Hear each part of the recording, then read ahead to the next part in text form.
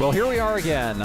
Bassmasters with you. Bob Pockrass also. We're talking about the top 20 drivers from the NASCAR Illustrated season preview. We're up to number 18. On newsstands now. 18 on newsstands now. Kasey Kahne in a Red Bull uniform. It's a little weird seeing Kasey Kahne in the Red Bull uniform. And he had a very odd end to last year, going from Richard Petty Motorsports and Budweiser to Red Bull. I mean, what's your take? This is a lame duck season, essentially, for Kasey. This is my prediction on Kasey Kahne.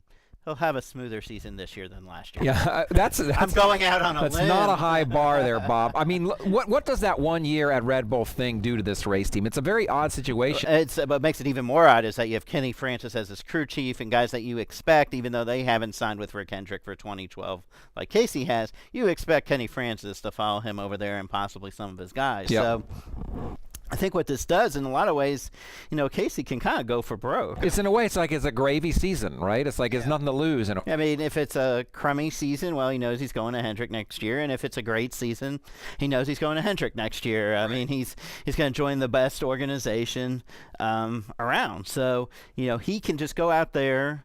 I don't think there's a lot of pressure on him. I don't think, if he has a bad season, people are going to say, oh, maybe you don't belong at Hendrick. They'll blame the Red Bull Right, cars. there's no way he looks bad no matter how he does. Right, so, I think, now obviously he wants to run well. And, the big question is, are they going to get all the information? Right.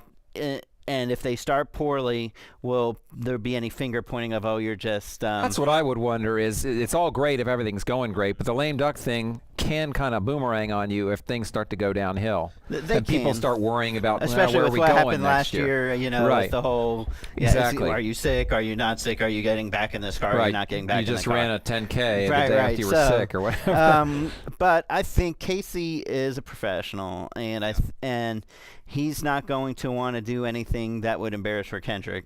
And Jay Fry, who runs Red Bull, is a good friend of Rick's, and I don't see anything like that happening. I think Casey's going to want to go out there and run as well as he can, and if he makes the chase, great. If he doesn't, he'll go for wins. How about him and Brian Vickers as a tandem? It's interesting because obviously the way the team ended last year, you had Kasey and you had some other guys in the 83 car or 82 car, whatever it was. I'm so confused at this Scott point. Speed in the 82. Right, then you had Kasey come over and you yeah. had Reed Sorensen and Kasey. I mean, it was all messed up as far as the team dynamic goes. Brian Vickers, Kasey Kahne 1 year together, it strikes me it could be a kind of potent tandem, but there's so many question marks, right? Yeah, they've never worked together. I mean, Brian obviously has been out of the car, and I think he'll be fine, but I think Brian... I don't see Brian focused on helping Kasey, right? Because Brian's got kind of his own deal going, and and when Brian works on something, especially like if he doesn't make the chase, he'll be working on things kind of for the following year, as opposed to trying to help Kasey out, right? And then Kasey's gonna be kind of more focused on this year, and performance now. Assess his talent level for me. I mean, Kasey, yeah. I mean, because he burst onto the scene. I mean, you remember that first year, second, almost winning at Dover. I mean, had some close calls as far as getting that win, which he finally got at Richmond. But, I mean, his talent level seems pretty high. Where would you rank him? I think he has a lot of talent. I think it probably 5th to 10th among right. the drivers, but it depends whether you consider consistency and being consistent as talent. Right, because there is that. I mean, because he hasn't necessarily shown the consistency. It'd be like 4 wins 1 year, no wins the next. So right. I think he's got to be able to show that he can be consistent week in and week out, track in and track out.